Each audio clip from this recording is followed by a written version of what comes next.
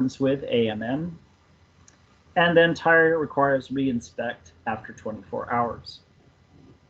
That puts it on the next technician that if for some reason that tire pressure is 5% low again after only 1 day, it would be a good idea to change that. Here they note, tires that require frequent refills to maintain the nominal service pressure are likely to have a tread loss or carcass rupture if they are left in service too long. These tires should be removed from service as soon as possible. So remember this. If you have a tire that is frequently requiring service, you might have the whole tread come off or the tire rupture if you leave it in service. The tire has a leak, and most likely it's leaking where the tire has been recapped. And if the tire is leaking underneath the recap, it'll eventually take that cap off, and you might lose the entire tread the whole way around the tire. If your tire pressure is more than 5% below the necessary tire pressure, again, replace the tire. So what they're saying is that in their inspection process, you would service the tire, check it again 24 hours later, and if the tire pressure was more than 5% low, then you would change the tire again. So your main landing gear tire assembly would be 210 psi. So if you're more than 5% low, you change it. If the measured pressure is between 10 and 20% low, do the next steps. The way they've written this is under 3C. This really should actually have been a separate section here, number 4. This should really be something that if you found that the first day. Because right here, this verbiage, the way it's written, this is under your re-inspect after 24 hours. Whereas actually this would be a separate step that should really be down here. Item 3, then maybe item number 4. If you're between 10 and 20% below the necessary tire pressure, you'll replace the tire and wheel assembly. And you would note that it was removed for low pressure. So that's probably enough for tires. Let's move along. They have a chart here also that goes on in terms of how much the gross weight of the aircraft is, your tire pressure in relation to the gross weight. And at Continental, we just checked it regardless of what the gross weight was. We just checked main landing gear tire assembly to 210 psi with the airplane cold. It hasn't moved for more than 2 hours. External check of the aircraft, you do a walk around of the aircraft, you would check for obvious damage. Here they're looking at the tires still, even though they say external check of the airplane. Actually, they've mixed it in here. They check the nose and main landing gear tires, wheels, and brakes for obvious damage. So they're including that separately from the tire pressure. Check the condition of your nose and main landing gear viewing windows. You have windows so you can look down out of the aircraft when you're flying and see if your gear is extended. This is probably the most commonly missed item.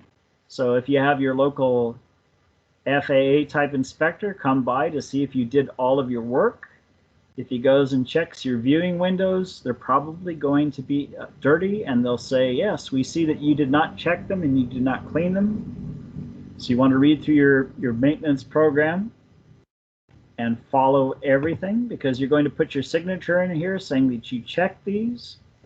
And for us in America, that if the FAA comes by and they're inspecting the work that we did after a long night of us working, this is usually something they could go to, and they would know that if they checked these, that they probably have not been cleaned in months.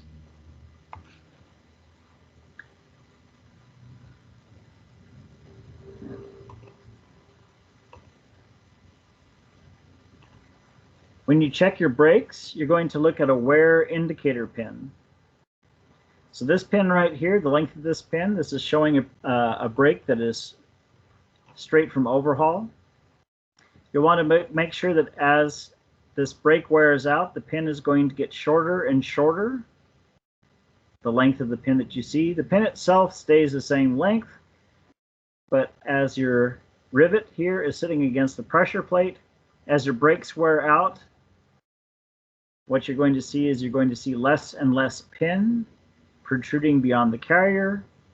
And here they say replace the brakes when the indicator pin is flush with the surface. At Continental Airlines, we were required to have 1/32 of an inch minimum on a service check. They didn't want us to dispatch an airplane with a pin less than 1/32 of an inch, which means actually we were changing brakes with several landings remaining before they would have had to have been changed. They just didn't want to have the airplane go to an outstation and then have a captain refuse the airplane because the pin was flush or less than flush. Under no circumstance, if you put a straight edge here, if the pin was below this carrier, this frame of the brake, you would not be able to dispatch the airplane with a flush, less than flush pin.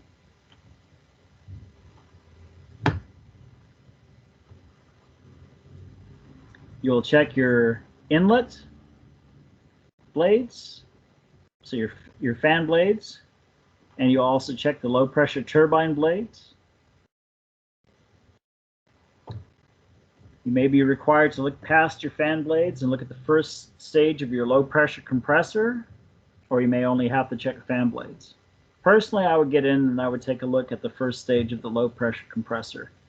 You can't see everything, but at least you can see enough that you can know if maybe a bird had managed to get past the fan blades and get into the compressor section without leaving any indication on the fan blades. So this would be a scheduled maintenance check. This would be a daily check, something you do every day at this airline. For your tools, I made a tool list together, a tool list of things that you might consider to carry out to the aircraft anytime you go out to the airplane. So if you want a copy of this here, I've made a list with some part numbers of important items. I used to carry about 8 pounds of tools with me, regardless of why I went to the airplane. And if I had this particular set, almost any time I needed to do anything on the aircraft, these are the tools that will do 99% of the jobs on the airplane. You will want to do yourself a favor and you will want to get apex bits, screwdriver bits, with these anti-cam out ridges. They have some of these that they have the ridges on both sides, or they have them for removal only or installation only.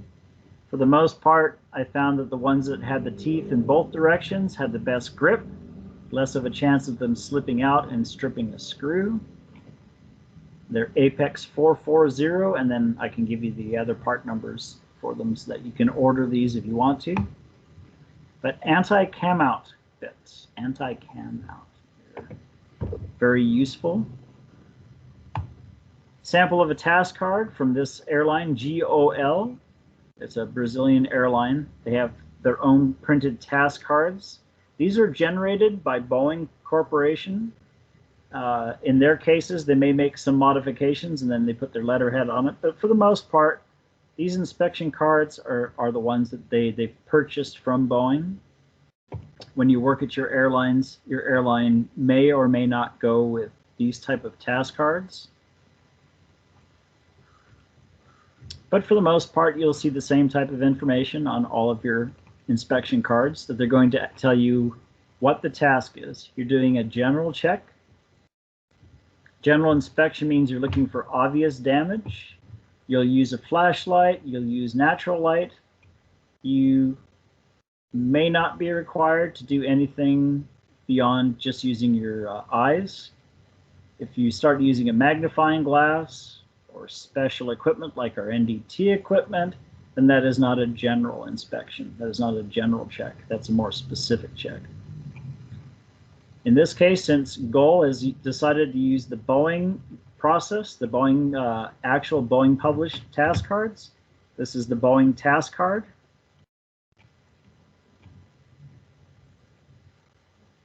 We did not use these task cards at Continental Airlines. I've also worked for 5 other airlines, and we published our own cards. For the most part, they followed a similar format, but quite often they looked quite different, but they had the same basic information. So in this case, they're asking you to inspect aft bilge skin panels, and this station 727, that tells me that we're in underneath the wing. Station 727 bulkhead and pressure web, and the cargo door cutout structure in the bilge.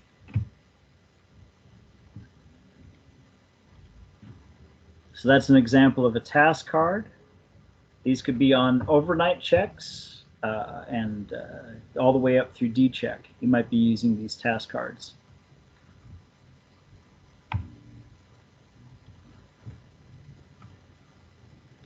So Boeing and ATA 05, they have time limits and maintenance checks. I mentioned this previously, but we'll mention it again. If you see this Critical Design Configuration Control Limitations, CDCCL, it is one of these phrases that to anybody outside of aviation, it means absolutely nothing to them. But CDCCL, if you see this, just remember that this is something that it's going to most likely involve having to have quality control come to verify that you don't have any resistance. You want to have very good bonding. You want to stay with the configuration the airplane was manufactured in. This ALI, see this as well. Most likely there'll be quality control involved. And then Enhanced Zonal Inspection Program, EZAP. So these three different catchphrases, these terms unfortunately were most likely generated by people that are not in aviation, because this is part of the Code of Federal Regulations in the US. These phrases get used. So some lawyer, some lawmaker came up with them, and it's difficult sometimes to remember what they are. Enhanced Zonal Inspection Program, EZAP. And a lot of you have probably heard of EWIS, Electrical Wiring Interconnect Systems, and this Enhanced Zonal Analysis Procedure. So they're required by Part 25, Appendix H, Section H, to 5.5A1. If you see any of these phrases in your maintenance manuals or your tasks you're working on, the CDCCL, ALI, EZAP, or EWIS,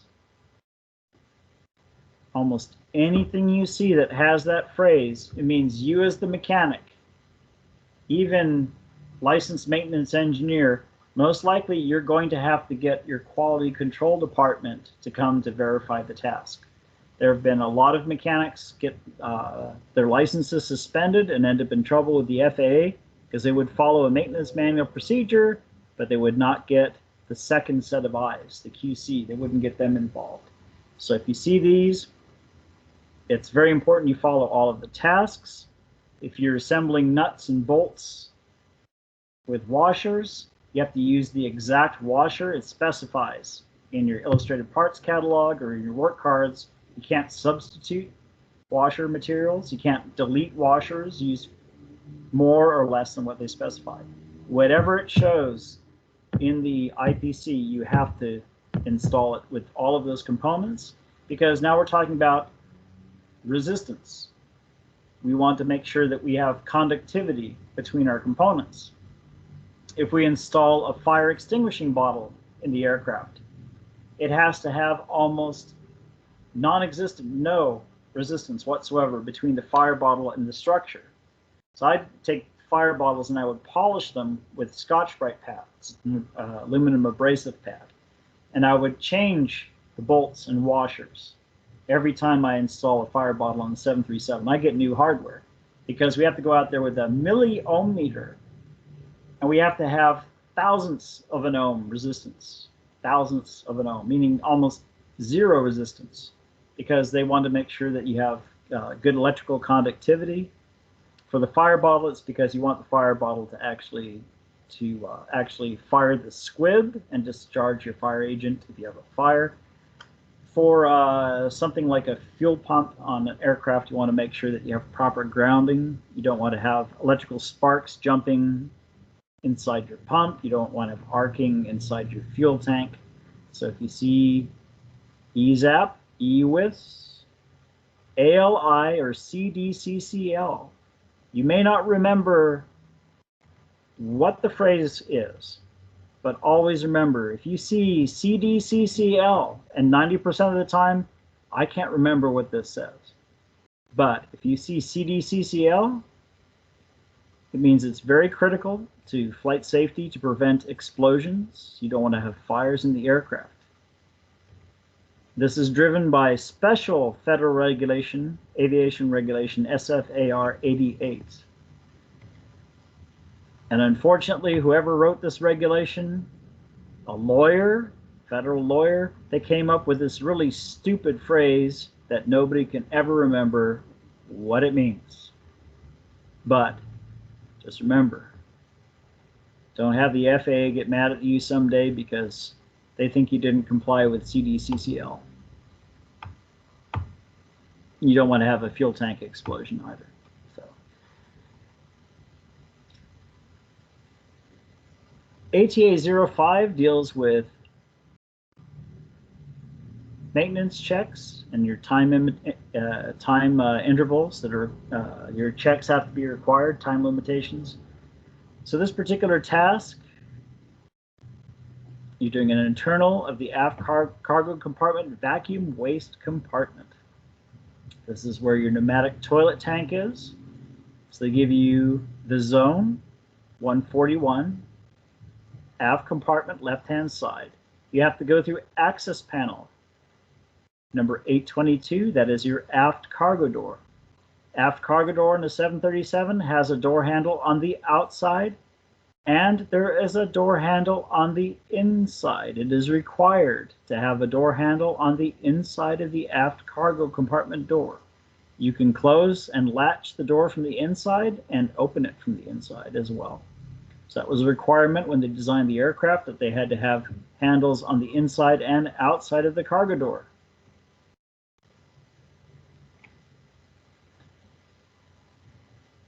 So that's just an example of something in ATA 05, your scheduled checks. They want you to take these access panels off so you can inspect the area around the tank. Then another ATA 0541, you're doing an inspection underneath the cargo floor where the floor panels are removed. So ATA 05 deals with maintenance checks and the time limitations that you have on them between doing the checks. This is one you guys will see eventually, is AMM 055118, bird and hail strike condition, which if you do the bird and hail strike inspection, it also will refer you to other chapters as well, such as inspecting the engine, and you might have to inspect the engine as well as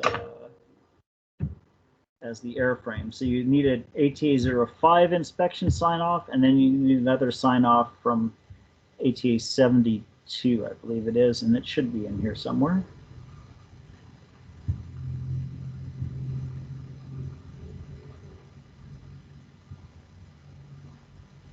If you use a dry chemical fire extinguisher, you've had an indication of an engine fire or an actual engine fire, you have a procedure in ATA 05 that you have dry chemical fire extinguisher used. Dry chemical extinguishers can cause extensive corrosion damage to the airframe structure, your electrical systems, to carbon brakes. Carbon brakes. Your brakes can corrode on the airplane. If you have carbon brakes, they do suffer from corrosion. And then your discs break on the brakes, they crumble, they fall apart, and you have brake failure. You can also have extensive damage to electronic equipment if you've used a fire extinguisher. So then you'd have to use this cleanup after you've used a dry chemical extinguisher. This is why, if you're going to have an engine shop or a maintenance shop somewhere doing work on any kind of aircraft, it is good to have maybe something like a dry chemical extinguisher. Halon extinguishers work really well. But your first line of defense, my recommendation should be a large carbon dioxide extinguisher. Because if you use carbon dioxide on a fire, on an engine, you're not going to cause corrosion. So that's my recommendation. If you're going to do any kind of extensive work on aircraft and it's your shop, you should have a CO2 extinguisher. As a backup, you should have the chemical extinguisher as well.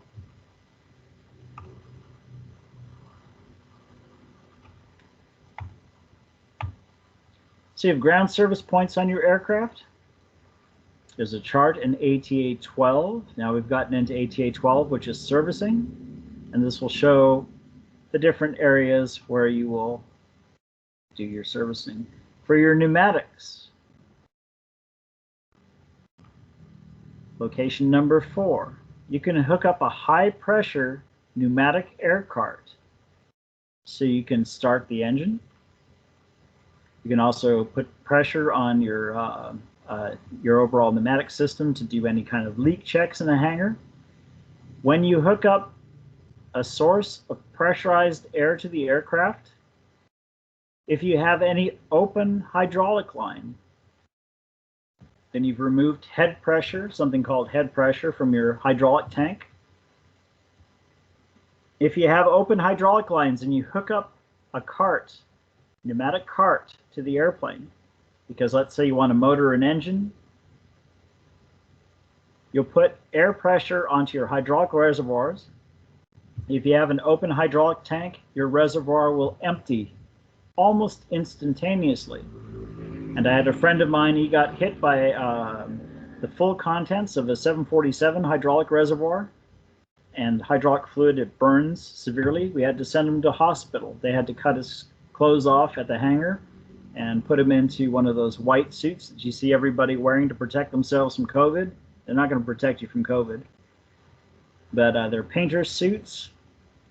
You can keep chemicals off of your clothes. We had to wrap him up in one of these and send him to the hospital because he had hydraulic fluid in his lungs and in his eyes because somebody hooked up a pneumatic air cart to the airplane and did not consider the fact that there were open hydraulic lines. There was a engine missing above him, so then you had a hydraulic line about this big, tube that's open, and the entire 20 gallons dumped out onto him in about 2 seconds.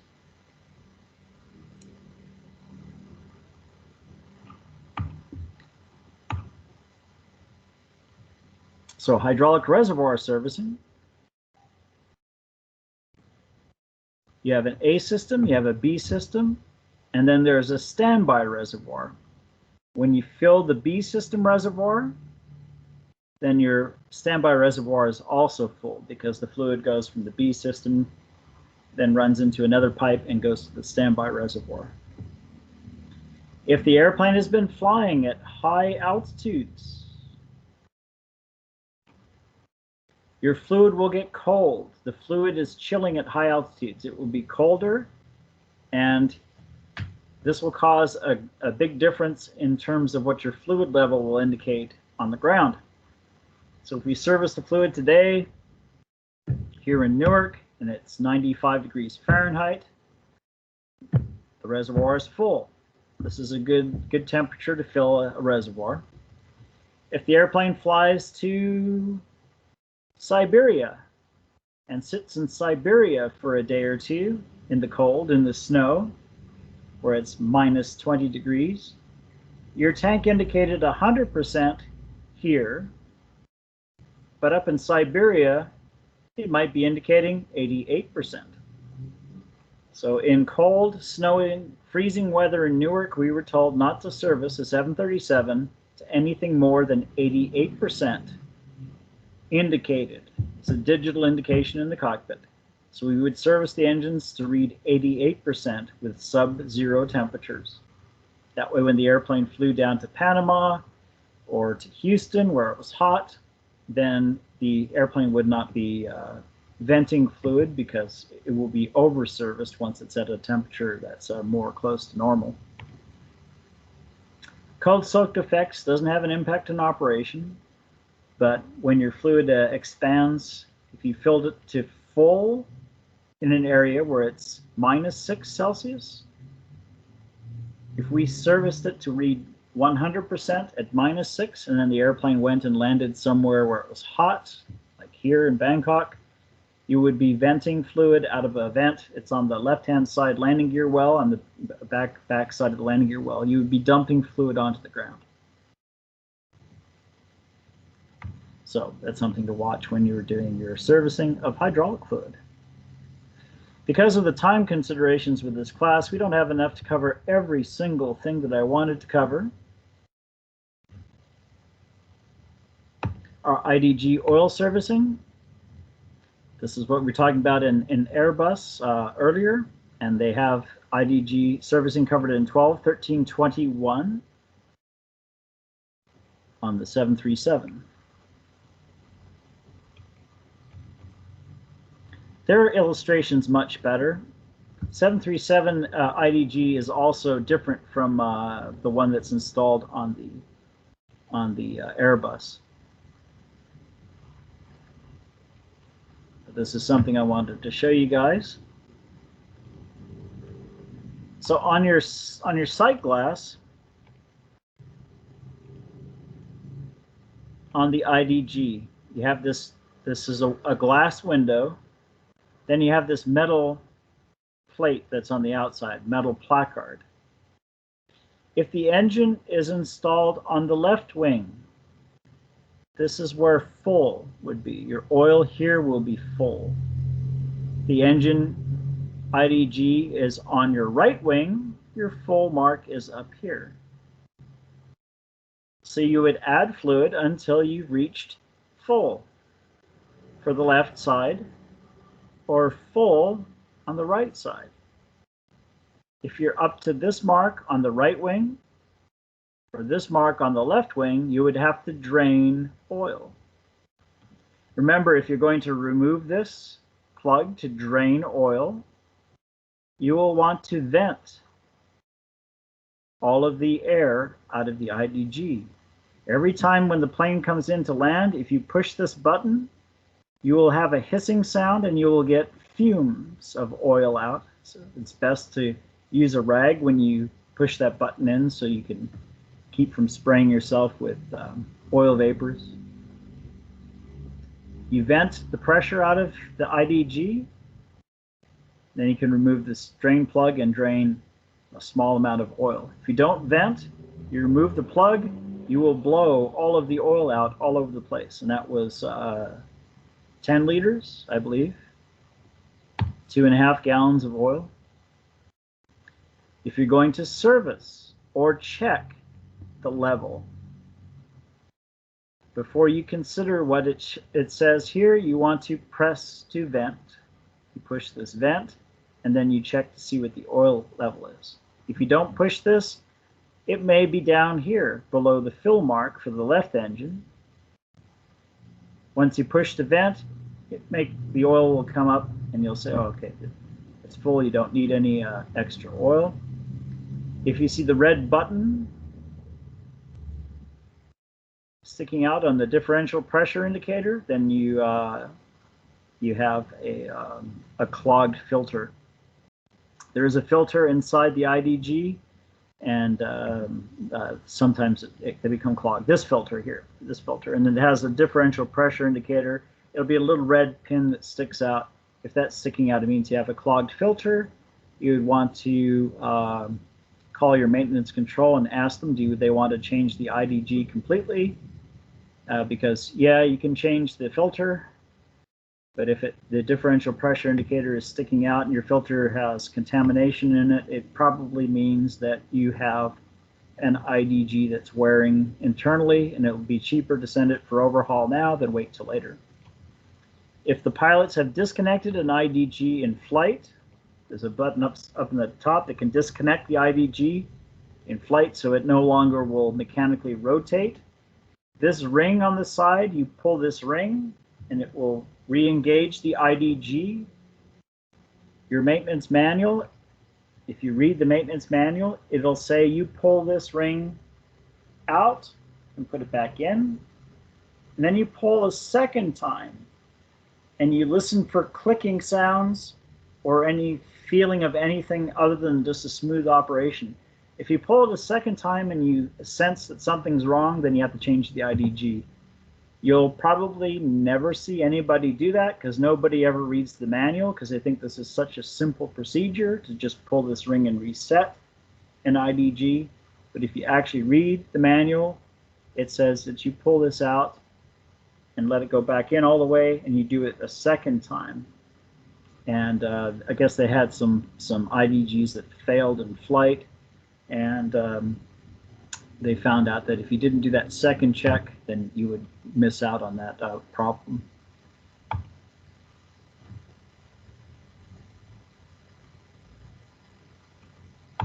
Hydraulic brake accumulator servicing. So in the left-hand main landing gear well on a 737, you have a hydraulic brake accumulator. You want to check your brake accumulator pre-charge pressure.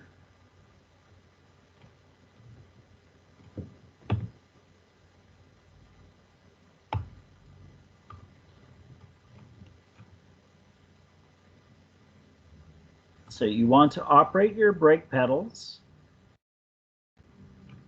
So you pump the brakes approximately 12 times. So you pump the brakes until now the brakes aren't going to work anymore. You pump the brakes, brake pressure down. Then you're going to go and you're going to check. And this is something people miss out on. Wait 10 minutes to allow the accumulator gas to reach equilibrium. So you pump the brakes 12 times and then you wait 10 minutes. I guarantee if you go out and you work in the airlines, you'll never see anybody wait 10 minutes. But this is an important step. You have to do it. It's in the manual for a reason. Pump the brakes 12 times. Your brake pressure in the cockpit, you're going to indicate that you don't have any brake pressure. Wait 10 minutes. Then you check your gas. You'll have a placard. You have to make sure that your pressure is within plus or minus 50 psi. So ideally then, you'll have some pressure in your accumulator indicating.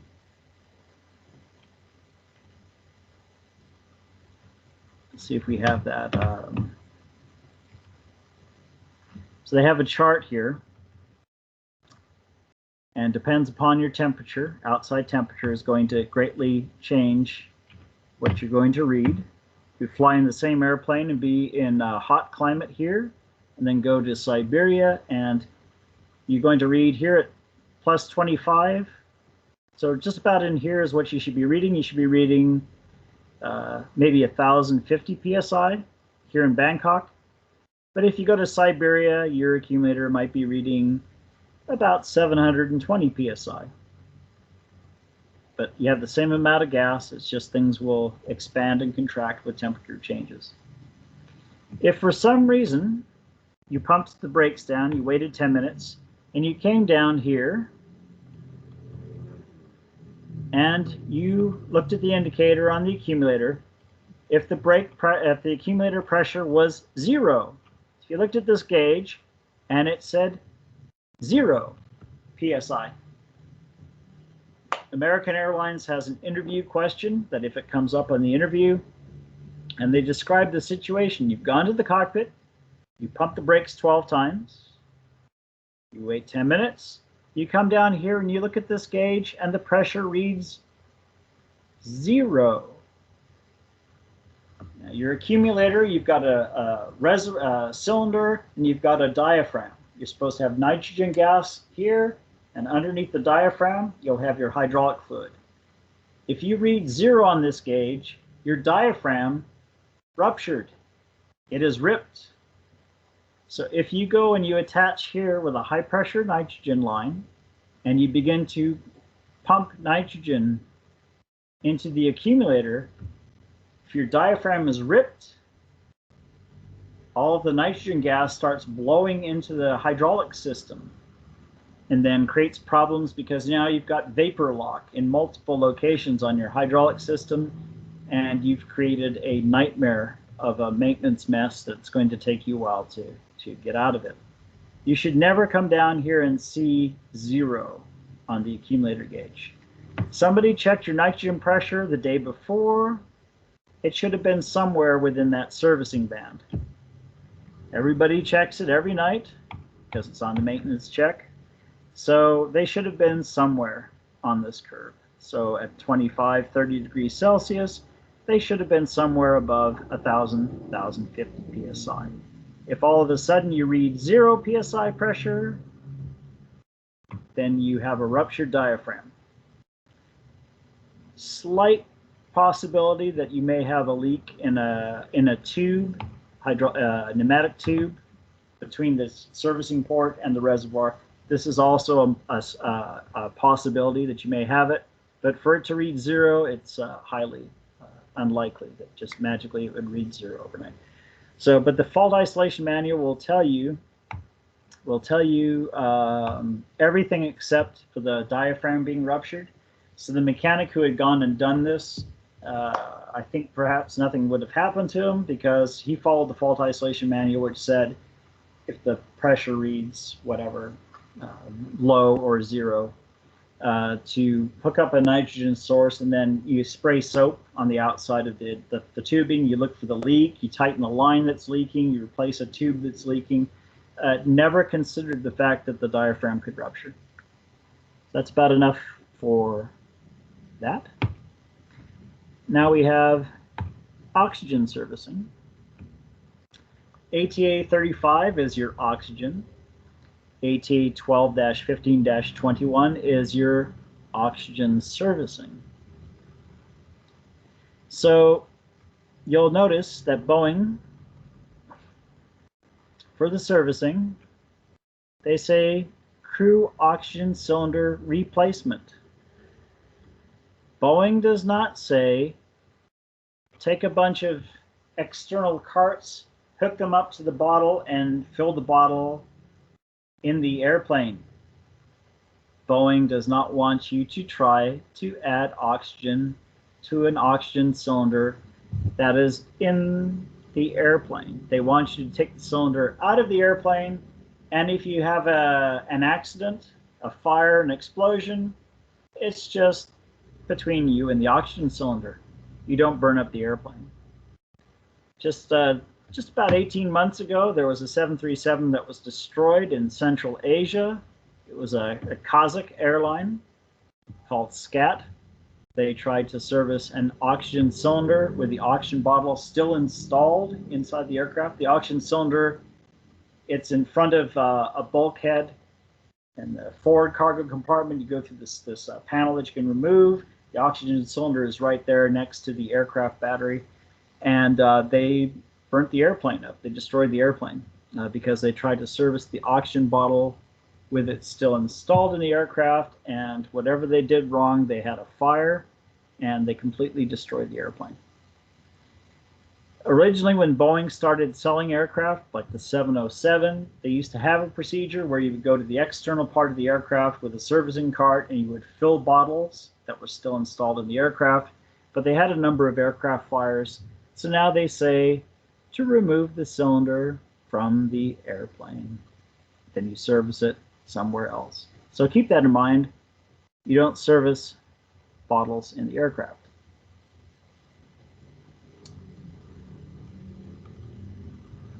We do have this interesting note.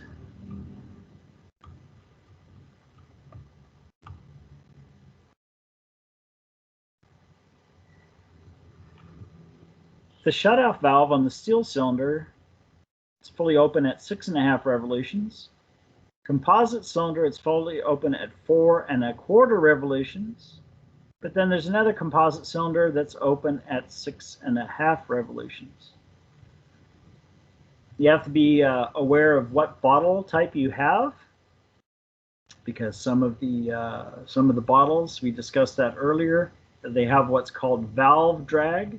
It'll feel like the cylinder is all the way open, but if you continue to put pressure on it, then it spins several more revolutions and it's actually open. If for some reason you had steel cylinders, you had to change it to a composite cylinder. Maybe all of your steel cylinders are not in stock, but you have a composite cylinder available. There's a weight difference of 15 pounds. So we'd have to do a weight and balance change record for the aircraft. So keep that in mind.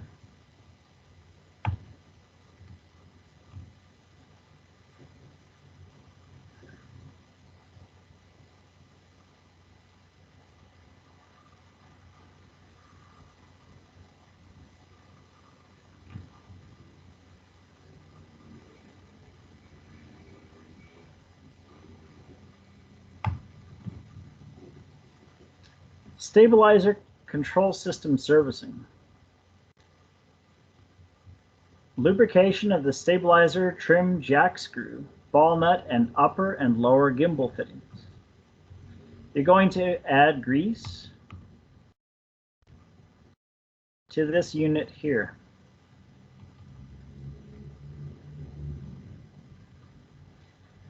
So here we've got a jack screw that is rotated.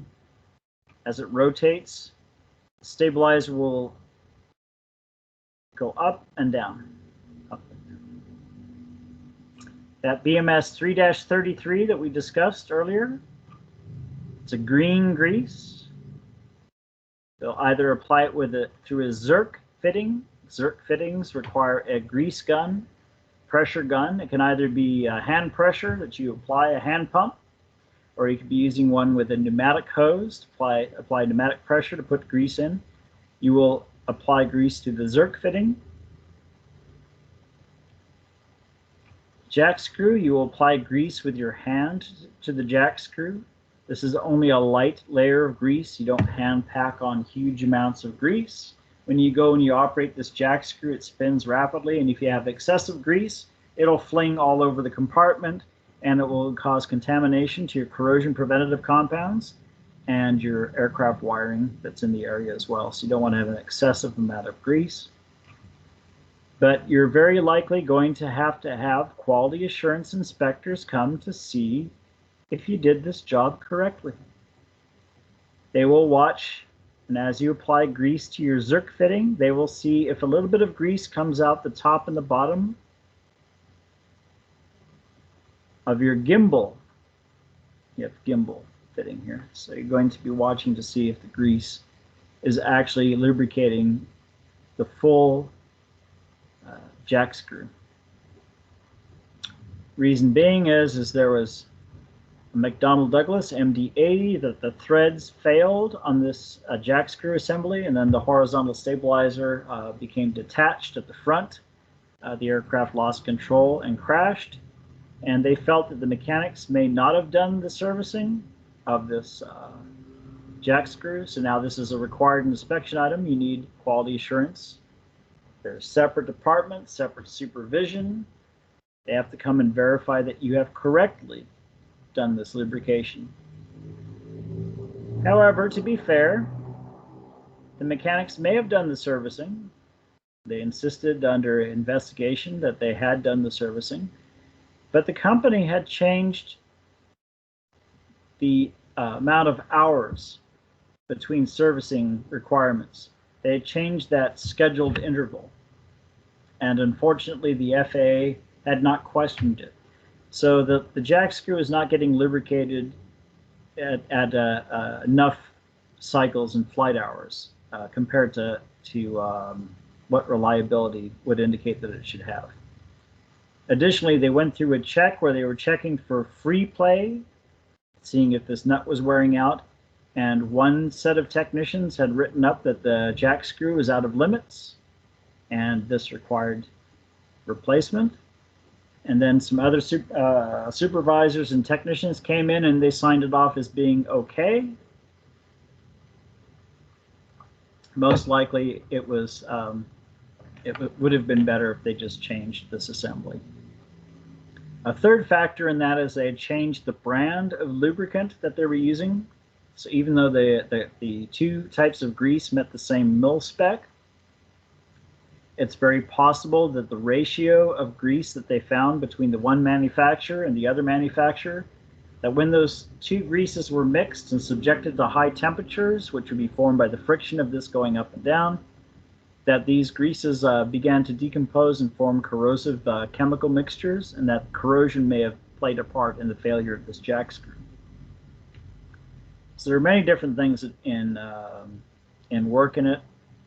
And even though the 737, this is a different jack screw, different system, it has become a required inspection item. So if you do this job, you will have to get your QC involved. If you ever have a Zerk fitting that you apply pressure to it and you don't get grease exuding from your component, Zerk fittings are small, they're cheap, they're easy to change. Change the Zerk fittings.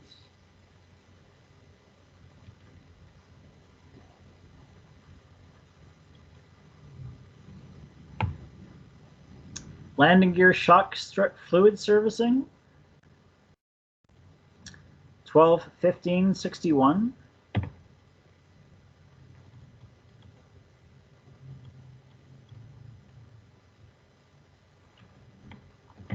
This one we discussed a little bit earlier during our reading of how to read manuals. As you recall, we have our MIL PRF 5606 replaces MIL H 5606. The fluid is pretty much the same. It's just the specification has changed. Remember that they had your landing gear fluid with the added Lubrizol. It is always best to use this as opposed to going with a procedure where you have 5606 and you add the Lubrizol to it, because the mixing doesn't generally happen very well inside the landing gear, or trying to mix it inside a servicing tank ahead of time. It's generally better to buy the fluid with the Lubrizol pre-added to it. We'd mentioned this previously on April 16th, I believe it was, 17th. I discussed this particular thing. I get back to this manual because sometimes you have to add biocide. It's a poison that will kill bacteria that's in the fuel tank. And recently they had somebody that they opened up the overwing gravity servicing point, and they poured a bunch of biocide.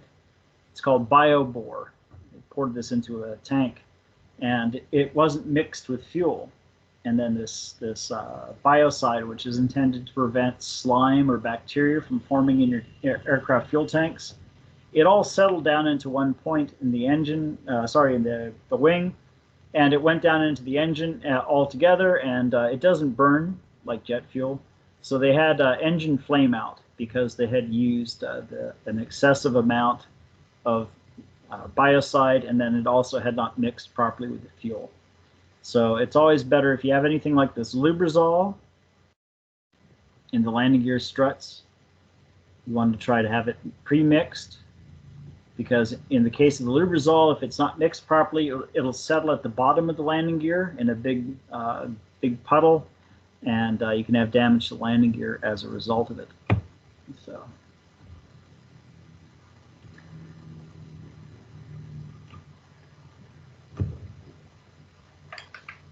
Just to do a quick audio check. I assume you're all still awake and happy. Everybody's still there? Okay. Yes, sir. Yes, sir. Flight compartments. If you have to clean your windows, ATA 12 servicing. Now, you wouldn't usually figure that your windows would be under ATA 12, but they are. You want to make sure that you use things that are approved for your windows.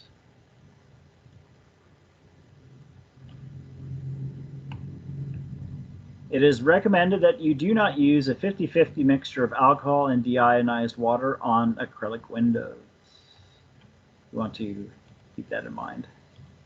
because they have had some damage because of this. You don't want to use homemade window cleaner on your flight compartment windows. You want to make sure you use whatever they have approved.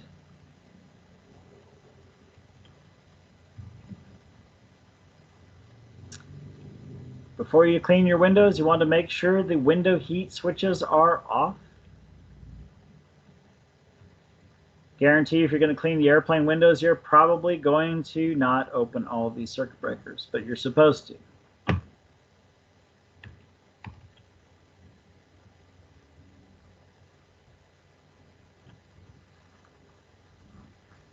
This is the important thing though, you do not want to dry rub acrylic windows with a dry cloth. You can scratch the windows.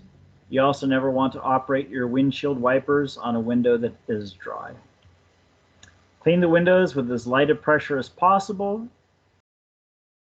And you want to remove your cleaning solution from the windows with some clean water.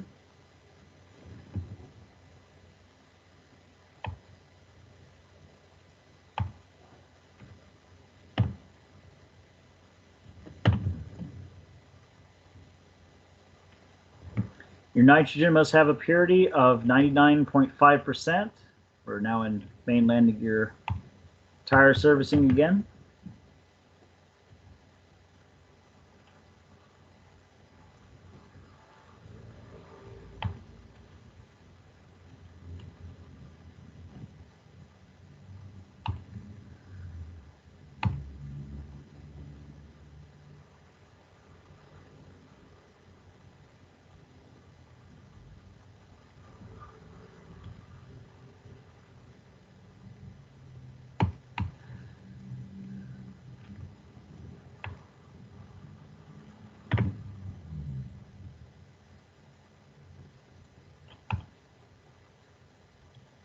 So just like Airbus, for Boeing, they say let the tires cool for a minimum of 2 hours after the airplane has landed.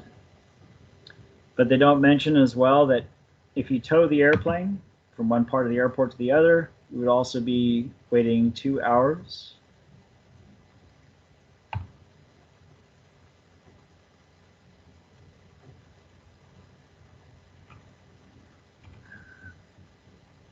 So if you do not have enough time to do this cold pressure check, then you can do a hot pressure check, and that's under test 12, 15, 51, 780, 802.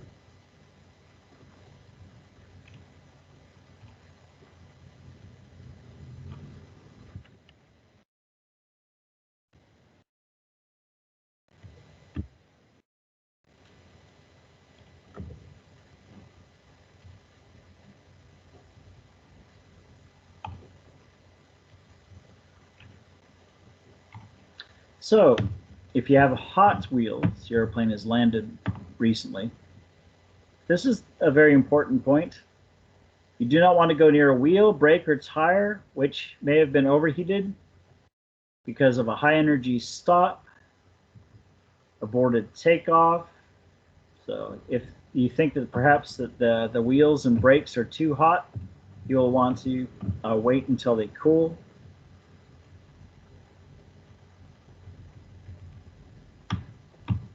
So the intended purpose of this task is to check your tire pressures if the airplane has not had 2 hours for the tires to cool off. And it says here to note that hot tire pressure check is intended for occasional use only, because it's more accurate if you do cold tire checks. Be more consistent if you check the tire when the airplane sat for 2 hours and then you check it against the graph. If you have a graph on the airplane, or if you just have a standard pressure that's stenciled on the aircraft.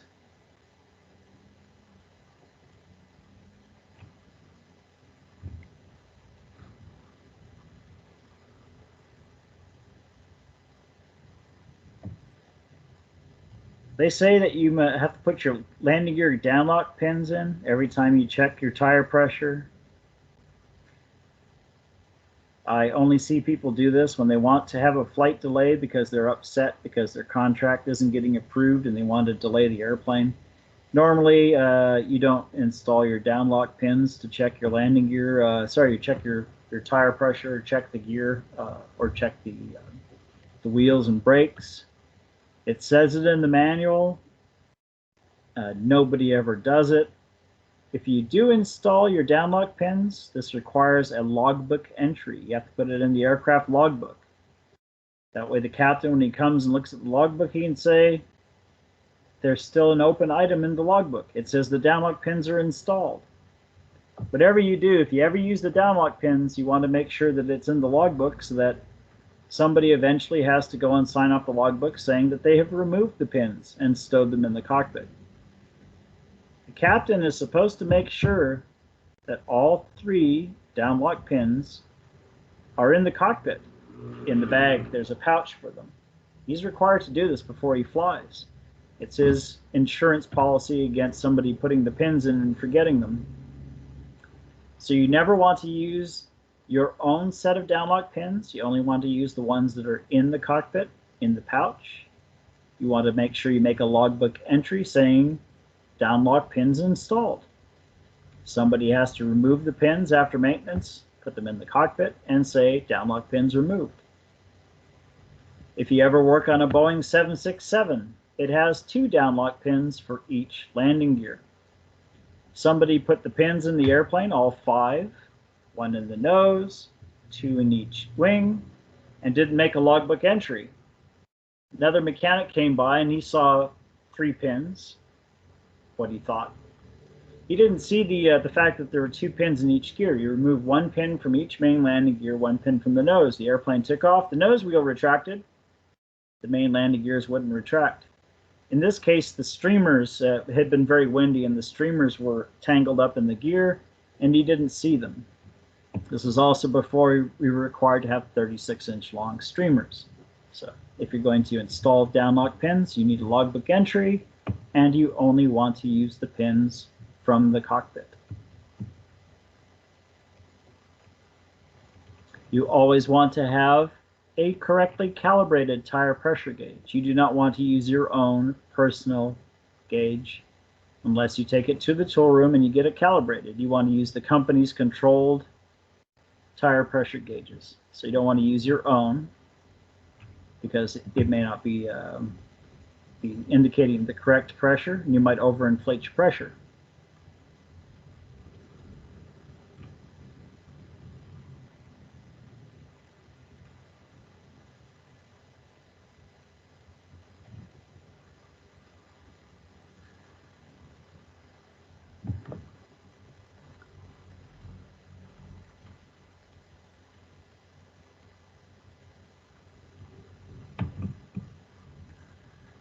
So with the hot pressure check,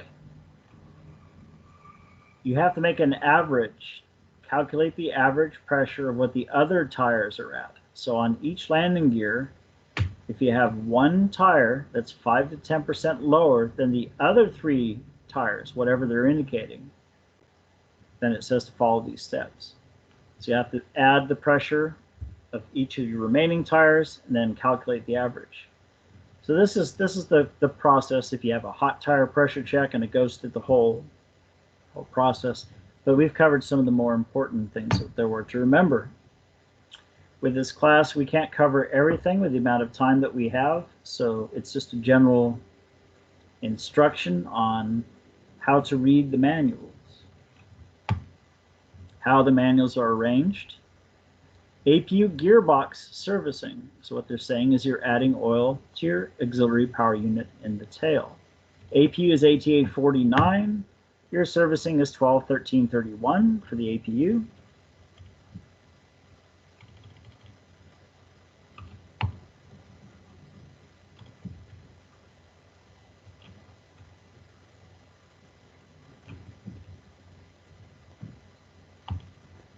So there are 2 procedures to check the APU.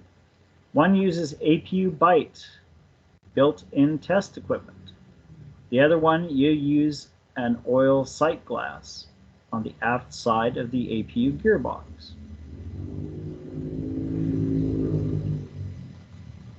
So here's the important thing. If you use the APU Byte procedure, you must examine the APU oil level with the APU not running or within 1 hour of starting the APU and before operating your engines.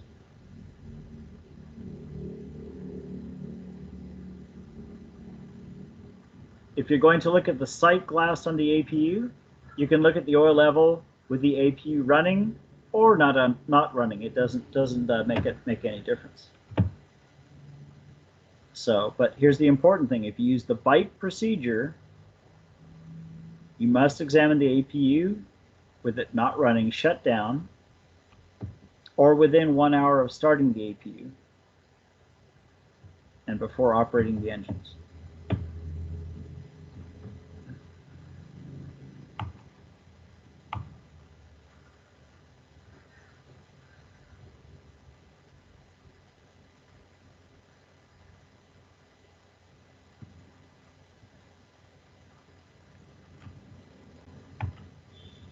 Bird strike cleaning and maintenance procedures.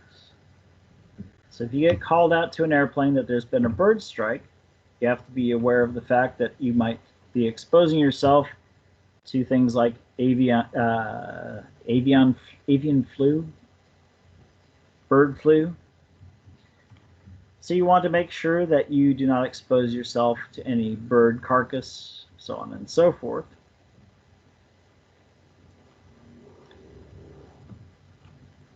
So they want you to use proper procedures to dispose of all of the bird components, bits and pieces. So this is a generic manual, and this one is actually for a Chinese airline, China Southern.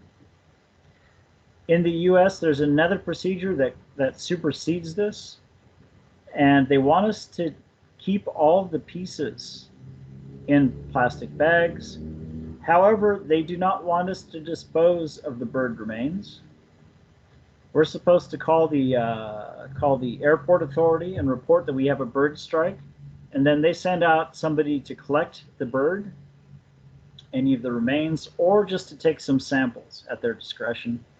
But in general, they forward these things to the Smithsonian Institute, who then does DNA tests, and they try to determine what type of bird caused the damage. And if possible, we try to figure out where the bird strike occurred, whether it was at the departure airport, the arrival airport, during the cruise phase. They try to figure out what birds are encountering aircraft, and then they can adopt policies locally to try to discourage birds from living at airports. So we have a lot of geese in the New York area, and then if they find that our bird strikes are predominantly geese, then they send people out to the airports and the areas around the airports to try to do things to discourage geese from living in our community. Near Newark Airport, they put out long pieces of string with pieces of aluminum foil. These would reflect in the wind. And for whatever reason, if they put a network of this over a field, then the geese would not come to that field anymore. So whatever your local policy is, if they tell you just to throw the bird away, you want to make sure you wrap it up in good disposal bags. And most importantly, you want to protect yourself from catching any diseases from the birds.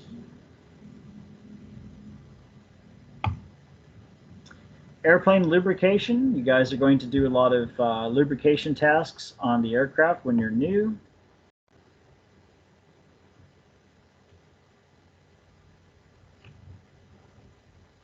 So Boeing chooses their grease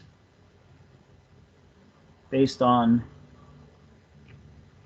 being able to operate from minus 100 degrees Fahrenheit to 250 degrees Fahrenheit, which is a very wide spectrum of operating temperatures.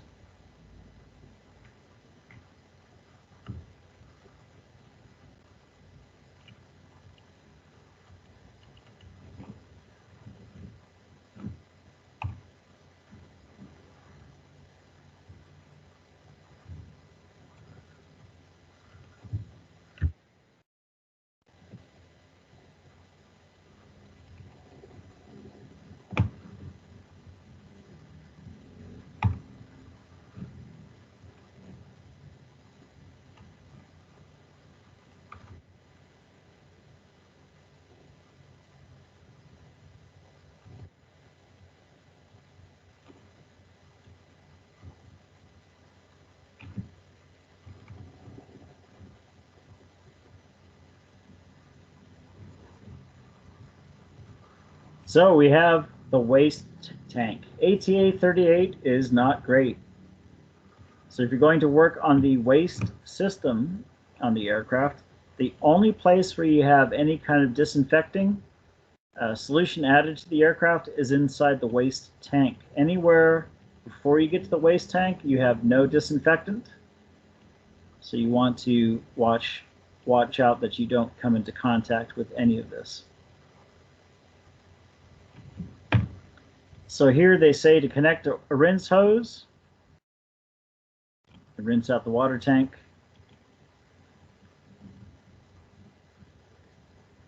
Make sure water pressure is a minimum of 30 psi. Maximum water pressure of 80 psi.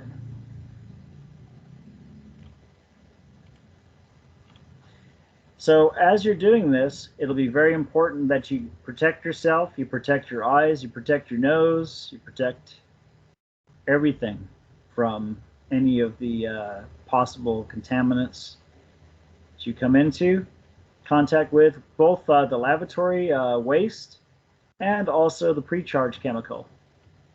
Pre-charge chemical is poisonous, can cause corrosion. The pre-charge chemical as well in the US, if we wanted to order that from our stores, it was considered to be a controlled substance. Usually it required a second signature. The mechanic would order it, and then the supervisor would have to authorize you to get it. It was kind of an unusual thing, we thought, but it's because it is extremely poisonous. So whenever they issued this pre-charge chemical to us, the supervisor was supposed to advise us of the fact that we had to use extra precautions from the blue juice. So this pre-charge chemical in bulk form is quite dangerous to the technician, so you have to be careful with that. So, are there any questions? Any comments?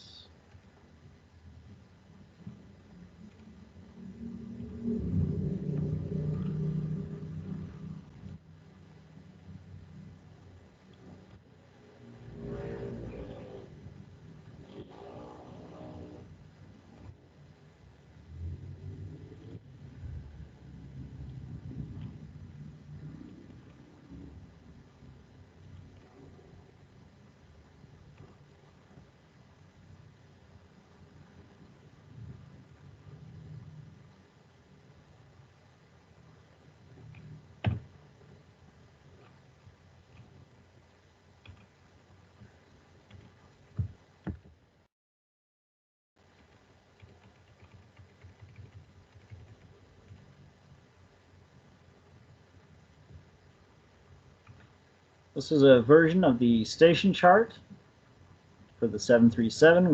We showed that previously with the A300. Station 130 is here at the front of the radome. Station 0 on the 737-800 is out in front of the aircraft. Because they've had to they've stretched the airplane over the years, you'll notice that there's Station 500, Station 500A as an alpha, Station 500B, C, D, E, F, G, H. So you have to watch out for this if you're trying to determine where something is. If you remember for some reason that Station 480 is at this window, for example, and you worked on a 757-300 or a 100,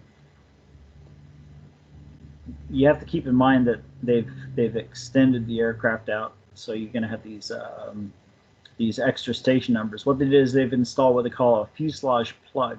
They've stretched the airplane, 198 degrees stretch, and 212 inches of stretch in the back. Station 727 underneath the wing and the landing gear well. This bulkhead tends to crack a lot. There also was the Boeing 727. So this is a number that sticks in my mind because I used to be an inspector. The shorter airplanes I worked on, where we just had 727, then the next frame was 747. Then you come to the 737-800. Now you don't go from 727 to 747 without considering the fact you got A, B, C, D, E, F, G. So this will then make your numbering different in terms of your station diagram. So you might say 727D and then 8 inches aft of frame 727D if you're describing where damage is. So this is your station chart for the 737-800 series. And these dimensions are in inches. This is not in millimeters or centimeters. There's no metric on Boeing. There's only an imperial system, we would say, inches. So LBL 30 means 30 inches left of the center line of the aircraft. The top of your floorboards is waterline 208. The bottom of the aircraft, waterline 148.5. So in terms of your vertical dimensions, the bottom of the airplane is not 0. 0 is well below the bottom of the aircraft. So keep that in mind, that 0 on your x-axis is out front. And on your z-axis, 0 is well below the bottom of the fuselage here.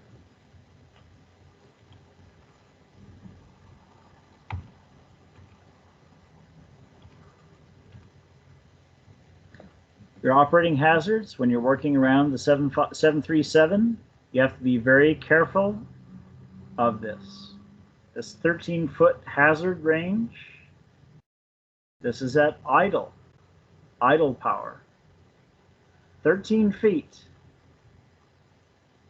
This is important because 23 people have been killed by 737 engines. They've been pulled into the engine.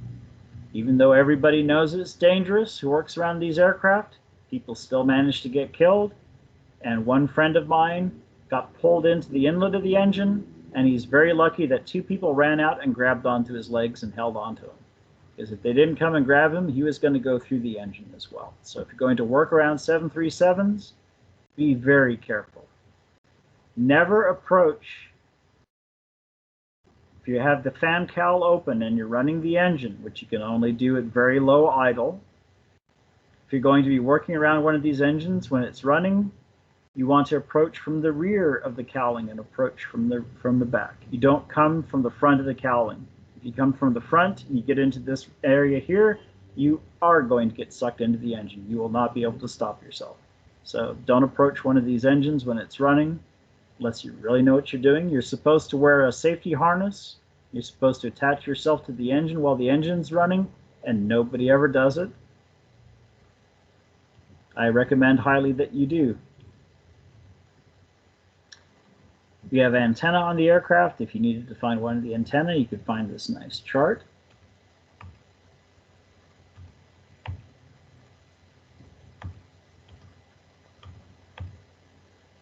We'll cover this in 22 and 31.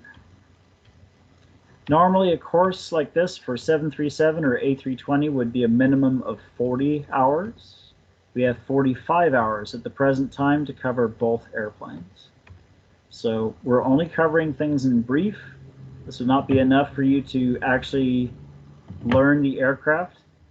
Basically, the intent of this course at this point is just to get you familiar with how to use the manuals. Your main electronics bay on the 737. You have an access door on the bottom of the fuselage. You will find that as you pull down on the handles, you rotate the handles, you push this door up, the tracks that this door rides on, you are going to have the door get caught, fall off the tracks. Don't worry when this happens. It happens to everybody. You'll figure it out once you work on it. So be aware of the fact that sometimes the door will come completely off of the tracks. It goes up on some tracks, then rolls back and it stows, and it's very easy for it to become dislodged.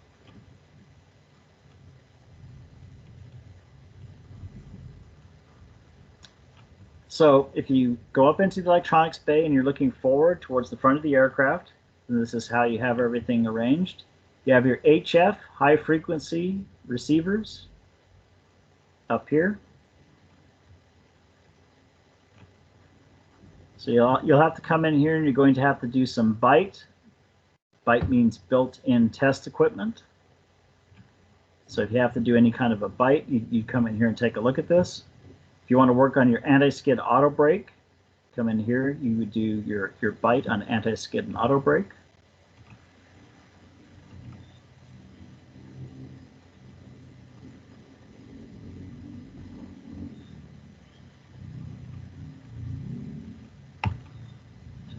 They're showing different locations.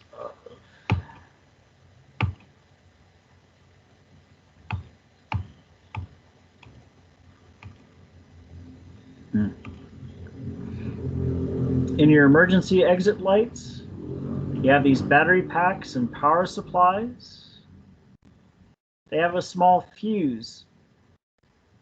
If you have a set of emergency exit lights that are not working, you'll want to check this and see if the fuse is burnt out.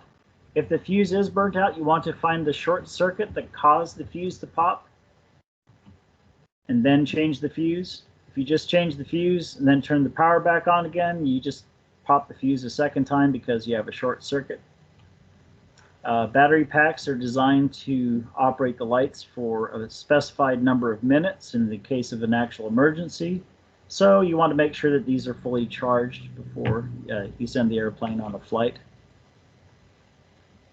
You can test the emergency exit lights with a push button, and you can also turn them on with the switch in the cockpit.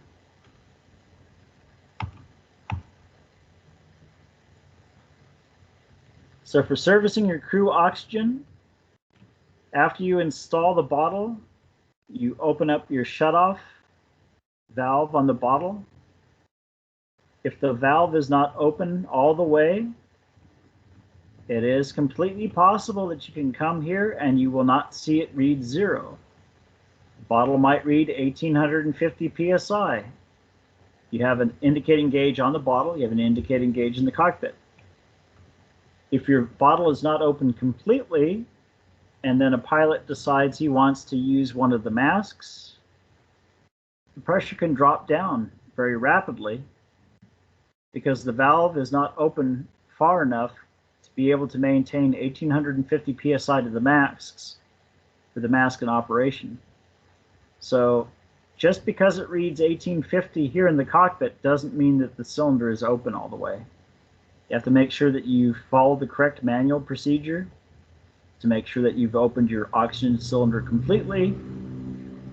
If you filled up to 1850 psi, it's best to take one of these masks out of the box and put it on 100% and squeeze, and about 5 seconds to 10 seconds. There's some pilot document that they have. It says how many seconds they should check it for. That didn't show up in the manual, but the pilots insisted it was about 10 seconds. I think 5 seconds is enough myself, but you sit there and you hold it and you watch the needle in the cockpit. And if the needle starts dropping down, then you know that the bottle's not open all the way. So you want to make sure that after you service your oxygen, that not only does it read 1850 psi, but if you actually go and you use a mask at 100% delivery, that the pressure doesn't drop down 200 or 300 pounds or more. You want it just to stay at 1850, and then as you're depleting it, the needle slowly moves down a little bit.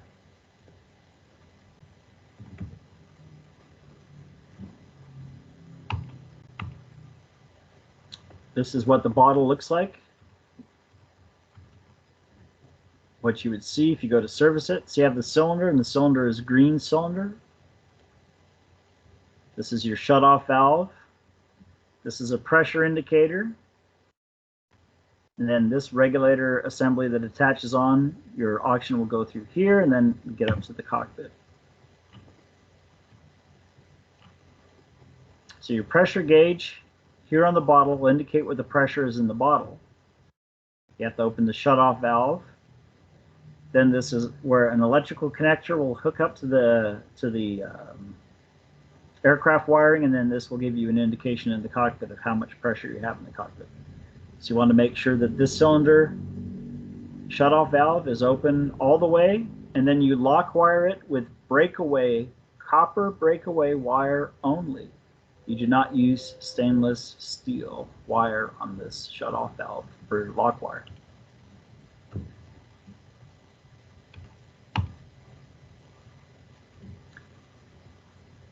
You do not check the passenger oxygen system on a regular service check.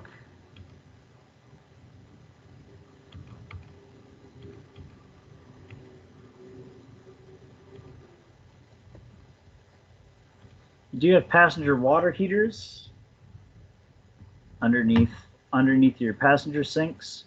If you're not getting hot water, then you go underneath the sink and then you check one of these you check the water heater and see if that's the cause of your problems. It seems to me there should be a reset on here. It says control switch. You can turn it on, you can turn it off, but I think there's also a reset as well.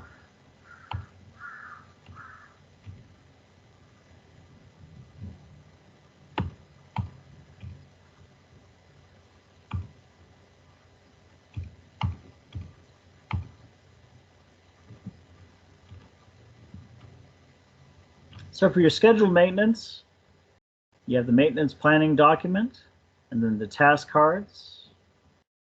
Keep in mind the task cards, like I showed you earlier from the GOL, those were the Boeing published task cards. A lot of airlines will go and they'll generate their own task cards using these as a guidance. Unscheduled maintenance, you might have your structural repair manual that you might consult if you think you have a dent or a crack or a defect. Fault reporting manual is what you'll have pilot write-ups, and you're going to go to your fault reporting manual. They'll generate a code. You can take that code to your fault isolation manual. This is for mechanics. Fault reporting manual is for pilots. The FRM, the pilot consults that. They may write in the manual that they have a fault and give you a code. So we can take our fault isolation manual and then go to our aircraft maintenance manual. Airplane Maintenance Manual, Volume 2, Part 2. And you can also work with our System Schematic Manual, Wiring Diagram Manual, Illustrated Parts Catalog, and Standard Wiring Practices Manual. For the most part, these 6 different books, it'll be very common for you when you're working on an airplane, on a Boeing aircraft, that you're going to be consulting all 6 of these books. So you're going to use the same basic part of the manual. Let's say 3211.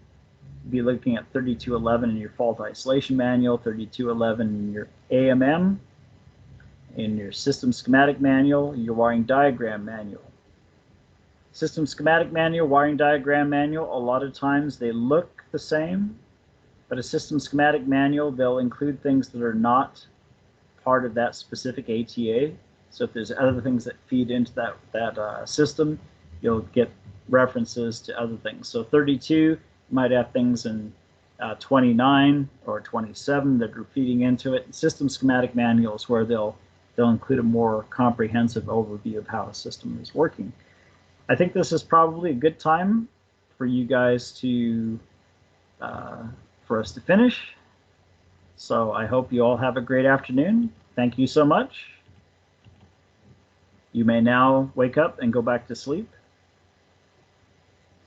Thank you, teacher. Have a good day. Adios, teacher. Thank you. Have a good day. See you tomorrow. Thank you. Goodbye. Thank you, teacher.